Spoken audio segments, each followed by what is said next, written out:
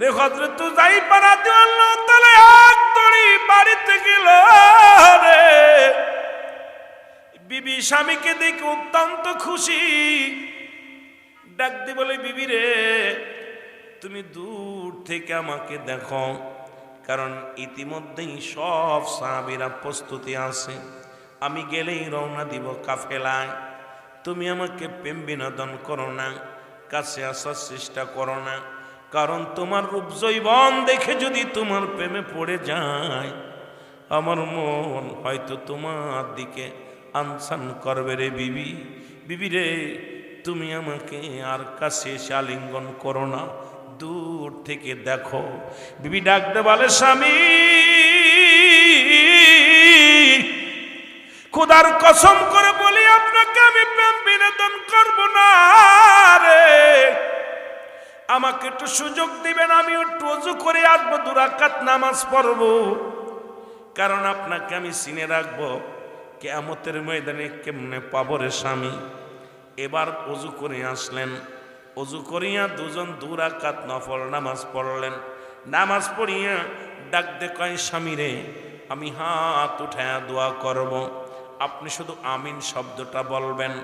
আজকে আপনার কাছে কিছু আমি চাইব না, শুধু আপনি আমিন বলবেন। নামাজে বসিয়া, নামাজের মশলায় বসিয়া রে মুসলমান শুনে নাও, যাই নামাজে বসিয়া চোখের পানি ছেড়ে ডাকতে বলে, রব্বে কারীম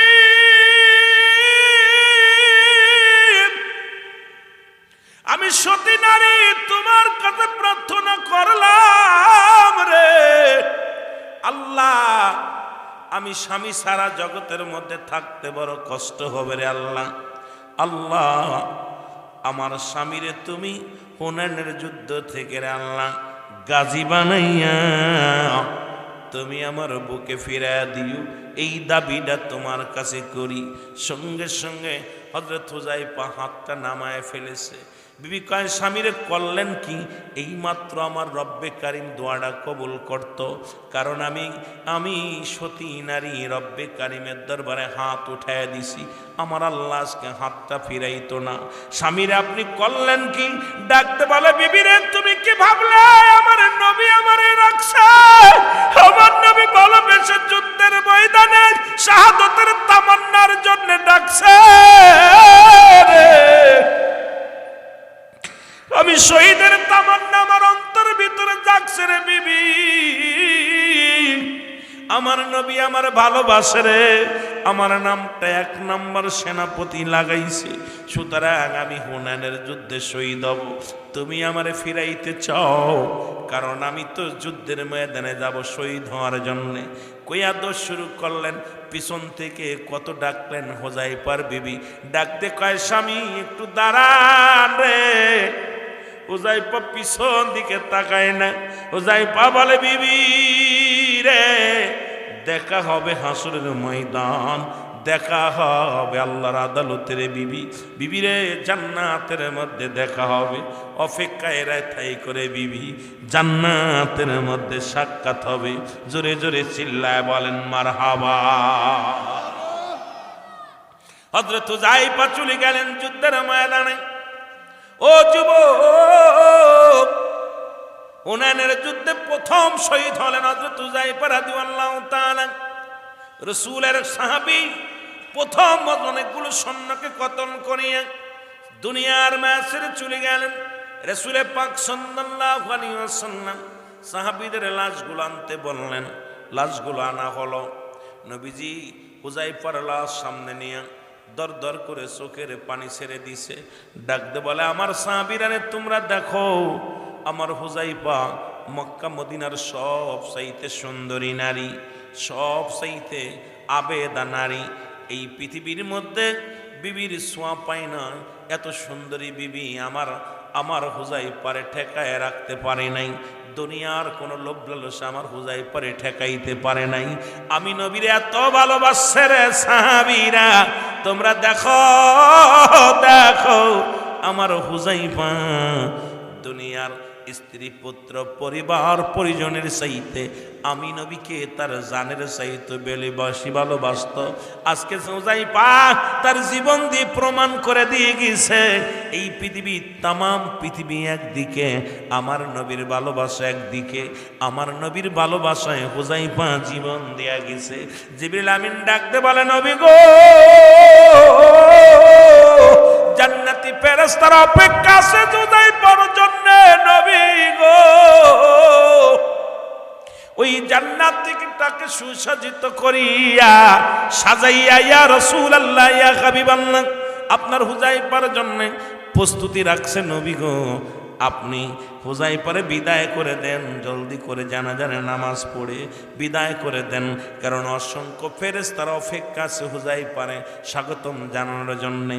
জান্নাতি ফেরেশতারা দাঁড়ায় আছে, হুযায়ফা কখন আসবে, কখন আসবে তাকে জান্নাতে ঢুকাইব। জোরে জোরে চিল্লায় বলা যাবে না মারহাবা, আর একটু জোরে জোরে চিল্লায় বলা যাবে না মারহাবা। মদিনা যাইতে পারলাম না, মদিনা। এই চা গড়ে দিছে, আরো জোরে বলেন, মদিনা যাইতে পারলাম না, মদিনা। আমি অসহায় তাই এত দূরে রই, ভালো অসহায় তাই দূর থেকে সালাম জানাই, বলো দূর থেকে সালাম জানাই। মদিনা যাইতে পারলাম না, মদিনা। এ নবীর সাহাবীরা গো,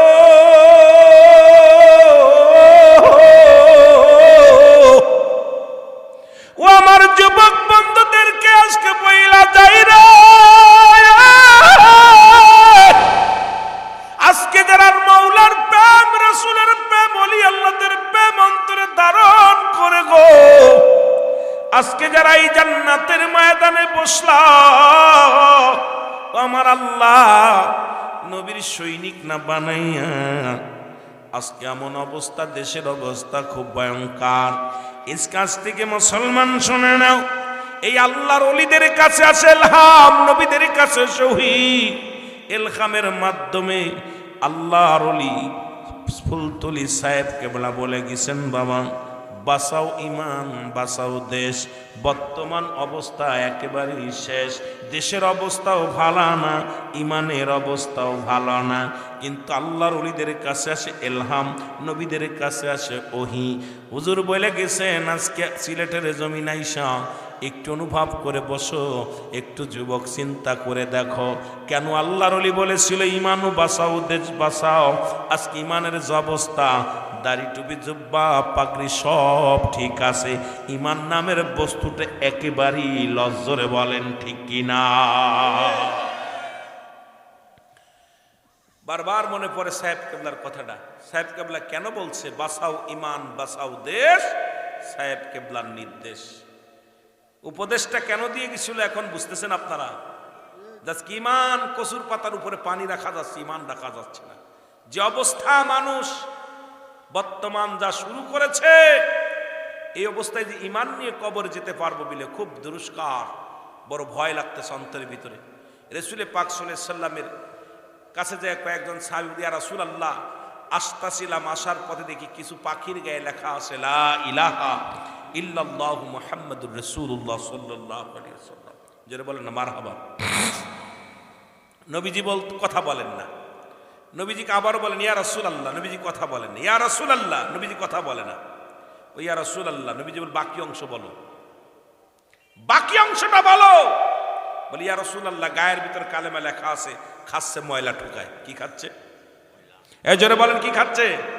ময়লা ঠুকায় খাচ্ছে, পায়খানা খাচ্ছে। তা আজকে আমার দেশে ও অসংখ্য উলামা একরাম, মুফতি মুফাসসির অভাব নাই, কিন্তু উপরে লিবাসের মধ্যে ইসলাম ঢুকাইছে, ভিতরের মধ্যে নাই।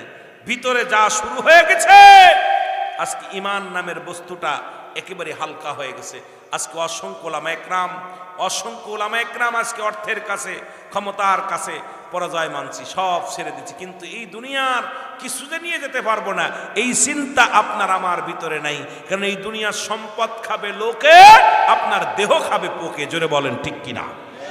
পোকামাকড়ে খেয়ে ফেলবে, এই চিন্তা আমাদের ভিতরে আসতেছে না। ঈমান আকীদা সব গেছে গা, কারণ ভিতরে ইসলাম ঢুকাতে পারে নাই, উপরে ইসলাম ঢুকাইছে। আমার ভাইয়েরা, আমার বন্ধুরা, আমার আর একটা কথা আমি বলি, খেয়াল করেন। আর একটা যুদ্ধের কথা, যে যুদ্ধের কথা বললে অন্তরে কাঁদে, সেই যুদ্ধটা হলো উহুদের যুদ্ধ। জোরে বলেন আল্লাহু আকবার। সবচাইতে পৃথিবীর ইতিহাসে সবচেয়ে করুণ যুদ্ধের নাম হলো উহুদের যুদ্ধ, যেখানে আমার রাসূল পাক সাল্লাল্লাহু আলাইহি ওয়াসাল্লাম নিজে আক্রান্ত হয়েছে, মাথা ফেটে গেছে, নবীর মাথা দিয়ে অনেক রক্ত ঝরেছে, রাসূলুল্লাহ আক্রান্ত হয়েছে। মুসলমানদের ৭০ জন সাহাবী শাহাদাতের পেয়ালা পান করেছে। এই কথাটা আমি বলে যাই যুবকদের জন্য, আর একটা উপদেশ দিয়ে যায়, তোমরা নবীরে কেন ভালোবাসবা, নবীর প্রেমে কেন জীবন দিয়ে দিবা? সাবাস মুসলমান, গভীর মনোযোগ শুনে নাও। এই যুদ্ধের মুসলমান, উহুদের যুদ্ধে নবীর চাচা আমিরে হামজা, হযরত আমিরে হামজা রাদিয়াল্লাহু তাআলা, উনিও শাহাদাতের পেয়ালা পান করেছিল, আর তাকেও হত্যা করেছিল। এমন হত্যা করেছিল যে হত্যাটার করুণ কাহিনী যখন কোনো মানুষ শোনে, পৃথিবীর কোনো নিষ্ঠুর মানুষ, নিষ্ঠুর হৃদয়ের মানুষ যদি থাকে, তার অন্তর কাঁদে। কারণ হযরত মুসলমান, শুনে নাও, হযরত আমিরে হামজা রাদিয়াল্লাহু তাআলার কি শাহাদাতের পেয়ালা পান করানোর পর তার নাক কেটে দেওয়া হয়েছিল, কান কেটে নেওয়া হয়েছিল, জিহ্বা কেটে নেওয়া হয়েছিল, চোখ দুটো তুলে নেওয়া হয়েছিল, হাত কেটে ফেলে দেওয়া হয়েছিল, পা কেটে ফেলে দেওয়া ছিল। সবচাইতে বড় করুণ কাহিনী হলো, করুণ কষ্টের কথা হলো, হযরত আমির হামজার বুকটা ফাড়িয়া কলিজাটা বাইর করে, মুসলমান শুনে নাও, আবু লাহাবের বিবি হিন্দা এসে, মুসলমান শুনে নাও, এই কলিজাটা চাবিয়ে চাবিয়ে খেয়েছিল। যুবক বাবারা শুনে নাও, ইসলামের জন্য কি করলা তোমরা? আজকে এই কুয়াশার একটা রাত তোমরা জাগতে পারো না। ও যুবক শোনো, শোনো, এই আবু লাহাবের বিবি হিন্দা আসিয়া আমির হামজার কলিজাটা ফাড়িয়া, ও মুসলমান, বুকটা ফাড়িয়া কলিজাটা বাইর করিয়া, তাজা কলিজা মানুষের সামনে চাবিয়ে চাবিয়ে খেয়েছিল। আর হযরত আমির হামজাকে হত্যা করেছিল এই পৃথিবীর মধ্যে মুসলমান একজন ব্যক্তি, যার নাম ছিল ওয়াসি। উনি সর্বশেষে কালেমা পড়ে মুসলমান হয়েছিলেন। কিন্তু রাসূলুল্লাহর সামনে যখন আসতেন, নবীজি চোখের পানি ধরে রাখতে পারতেন না। একদিন বলে, ওয়াসি রে, আমি তোমাকে অনুরোধ করি, তুমি শোনো, তুমি আমার সামনে আসবা না, কারণ তুমি যখন আমার সামনে আসো আমার চাচা আমির হামজার কথা মনে পড়ে যায়। কারণ আমি ধৈর্য ধরতে পারি না, আমি কষ্ট সহ্য করতে পারি না, কারণ আমার চাচা আমির হামজা, এই পৃথিবীর মধ্যে রাসূলের চাচা ছিল 9 জন, এদের মধ্যে 2 জন হলো ইমানদার, একজনের নাম আমিরে হামজা আর একজনের নাম আব্বাস। ও যুবক শুনে নাও, এই 7 জনই রাসূলুল্লাহর বিরোধিতা করেছিল। আমিরে হামজা যেদিন কালেমার দাওয়াত গ্রহণ করেছিল, ওই দিন থেকে রাসূল পাক সাল্লাল্লাহু আলাইহি ওয়াসাল্লাম মক্কা মদিনার বুকে আরো দ্বিগুণ শক্তি পেয়েছিল। জোরে জোরে বলেন না মারহাবা। আমার নবীজি, মুসলমান শুনে নাও, আমার নবী রাহমাতুল লিল আলামিনের ফুফুর সংখ্যা ছিল 6 জন, এদের মধ্যে 2 জন হলো ইমানদার, একজনের নাম হলো হযরতে সুফিয়া আর একজনের নাম হযরত উমুল। বাকি 4 জনই রাসূলকে অমান্য করেছিল, তারা রাসূলকে চিনতে পারে নাই। আমার নবীজির 9 জন চাচার ভিতরে 7 জন নবীকে চিনতে পারে নাই। আমার নবীর অনেক কষ্ট দিয়েছে, নবীর নির্যাতন করেছে, আমার নবীর চোখের পানি ঝরাইছে রে। ও যুবক, এই হযরত আমির হামজা রাদিয়াল্লাহু তাআলা কি দুনিয়ার মা ছেড়ে বিদায় করে দিয়েছিল। এই উহুদের যুদ্ধের কথা বলতে গেলে মুসলমান শুনে নাও, অনেক একজন নয়, 2 জন নয়, 70 জন সাহাবীর লাশ এই উহুদ প্রান্তরে এখনো আছে রে মুসলমান। যারা উহুদের ময়দানে যাবেন, যা দেখবেন একটা বাউন্ডারির মধ্যে রাসূলের 70 জন সাহাবীর লাশ এখনো উহুদ প্রান্তরে আছে। জোরে জোরে চিল্লায় বল আল্লাহু আকবার। আর একটু জোরে জোরে চিল্লায় বল আল্লাহু আকবার। রাসূলুল্লাহ উহুদের যুদ্ধে যুদ্ধে সেনাপতি পাঠাইব, সৈন্য পাঠাইব গো। রাসূল বললেন তোমরা লাইনে দাঁড়াও, আমি কাতারে দাঁড়াও, আমি পাঠাইব তোমাদেরকে। রাসূল বাছাই করতে করতে যা দেখে রে হযরতে হামজালা রাদিয়াল্লাহু তাআলা, যার নামটা অনেকে শুনেছেন। আজকে যুবকদের জন্য একটু বলে যে আমার যুবক বাবারা, আজকের মাহফিলের ময়দানে 3 ভাগ হলো যুবক, 1 ভাগ হলো মুসলমান মুরব্বী এবং বাচ্চারা। এই জন্য কথাগুলো আমি বলে যাই। রাসূল যা তো খুঁজতে যাইতে যাইতে দেখে রে হযরত হামজালা রাদিয়াল্লাহু তাআলা দাঁড়িয়ে আছে। আমার নবী বলে, হামজালা তুমি কেন লাইনে দাঁড়াইছো? তুমি কেন লাইনে দাঁড়াইছো? হামজালা বলে, ইয়া রাসূলুল্লাহ, ইয়া হাবিবাল্লাহ, আমি যুদ্ধে যাব, কারণ আমি যুদ্ধের ময়দানে যাব। আমার নবী কান্দালা রে, গত রাত্রে তোমার বিয়ে পড়াইলাম, আমি নিজে দাঁড়িয়ে তোমার বিয়ে করাইলাম। আজকে তোমার বিবির সঙ্গে বাসর, আজকে তোমার বিবির সঙ্গে অমুসলমান মিলন হবে, আজকে তোমার বিবির সঙ্গে মুসলমান শুনে নাও ফুল সজ্জা হবে। হামজালা, আজকে তুমি যুদ্ধে যেতে পারবে না, আমি তোমার বিবির একটা হক আছে, বিবির হকটা তুমি আদায় করো। হামজালা বলে, ইয়া রাসূলুল্লাহ, ইয়া হাবিবাল্লাহ, আমি যুদ্ধে যাব, বাতিলের বিরুদ্ধে জিহাদ করব। আমার বাবার আজকে অনেকেই বউ থুই আসছেন, ছেলে মেয়ে থুই আসছেন, ঠান্ডা মাটির মধ্যে বসে আছেন। হযরতে হামজালা যেমন বিবিকে রেখেও যুদ্ধের ময়দানে গিয়েছিলেন, সেই কথাগুলো একটু আপনাদেরকে বলে যায়, সবাই ধৈর্য সহকারে শুনবেন। জোরে জোরে চিল্লায়া বলা যাবেন আল্লাহু আকবার। মহব্বতের সঙ্গে দুরূদ শরীফ পড়েন, আল্লাহুম্মা।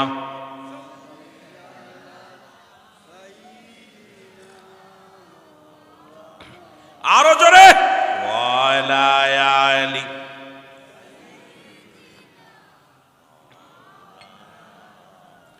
আল্লাহ নবী বলেন, হামজালা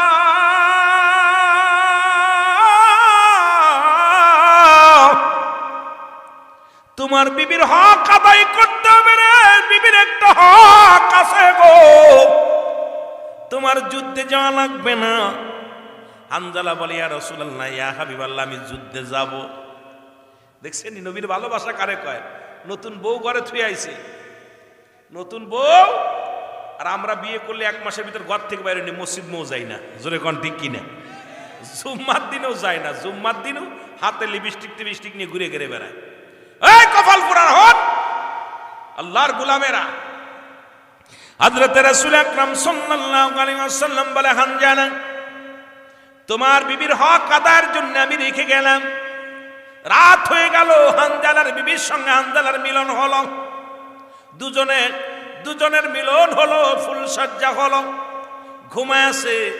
এমন সময় তৎকালীন জামানায় তো মাইক ছিল না, তৎকালীন জামানার মধ্যে এইরকম সং ছিল, মুসলমান টিনের সং বানানো ছিল, এটা দ্বারা মাইকিং করা হতো। এইরকম কে যেন ডাকতে বলে, হামজালা ডাকতে বলে, ও মক্কা নগরের মানুষেরা রে, শহরবাসী নগরবাসী তোমরা শোনো।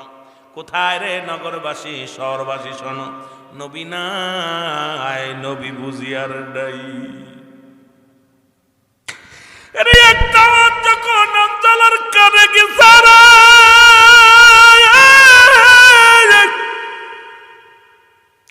এই আওয়াজটা যখন শুনতে পাইছে, নবী নাই, নবী নাই। হামজালা একটা লাফ করতে গিয়ে উঠে আরে তরবারি লটকানো ছিল, তরবারিটা খুলে নিয়ে যখন রওনা দিছে, পিছন থেকে বিবি ডাকতে বলে, স্বামী কোথায় যান? তরবারি নিয়ে কোথায় যান? স্বামী হামজালা রাদিয়াল্লাহু তাআলা বলে, বিবি রে তুমি শুনছো নি, আমার নবী নাই, নবী নাই। আরে আমি কার জন্য বসে আছি রে, কার জন্য ঘুমাইতেছি, আমার নবী নাই। এই সংবাদ শুনিয়া আমি হামজালা এখনো বসে আছি ঘরের মধ্যে। হামজালার বিবি ডাকতে বলে, স্বামী আপনি কি জানেন না আপনার উপরে গোসল ফরজ হয়ে গেছে? কারণ এই মাত্র দুজনের মিলন হলো। ও আমার স্বামী, আমি জানি যুদ্ধের ময়দানে যারা যায়, শাহাদতের পেয়ালা পান করে যারা, তাদের গোসল করানো হয় না। সুতরাং আপনার উপরে তো গোসল ফরজ হয়ে গেছে, না জানি আপনি শহীদ হয়ে যান, না জানি শাহাদতের পেয়ালা পান করেন রে স্বামী, একটু অপেক্ষা করেন, পাশের কূপ থেকে পানি এনে দিয়ে আপনি গোসল করেন, এরপরে যুদ্ধের ময়দানে যান। হানজালা রাদিয়াল্লাহু তাআলা ডাকতে বলে, বিবি কিসের গোসল রে? আমার নবী যদি না থাকে রে, আমার নবী যদি না পায়, কিসের গোসল করব, কিসের ফরজ গোসল?